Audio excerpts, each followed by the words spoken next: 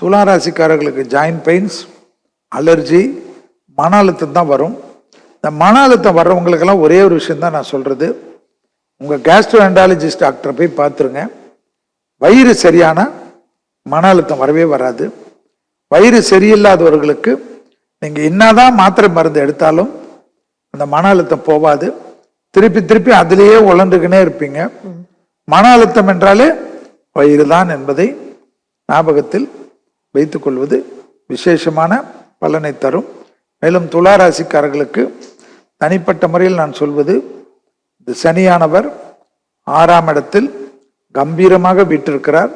2027 end வரைக்கும் இருக்கிறார். நிறைய நல்லது உங்களுக்கு நடக்க போகுது. அதற்கேற்றவாறு பிடித்து கொள்ளுங்கள். நரசிம்மர் கவசத்தை விடாமல் பேசிக்கொள்ளுங்கள்.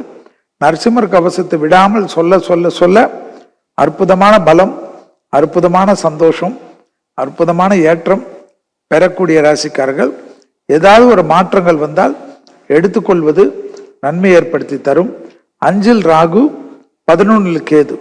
அதனால தெய்வீக காரியங்கள் நன்று தந்தாலும் பூர்வ புண்ணிய தோஷம் இருப்பதனால் அபிராமி அந்தாதியில் இருக்கக்கூடிய 40வது பாடல், 59வது பாடல், 75வது பாடலை படித்து கொண்டே இருக்கக்கூடிய துளாராசிக்காரர்கள் குடும்பத்தில் பிள்ளைகளால் ஏற்படக்கூடிய பாதிப்புகளிலிருந்து பரிபூர்ண நிவர்த்தி ஏற்படும். 60 வருட நம்பிக்கை. Anand banians and briefs.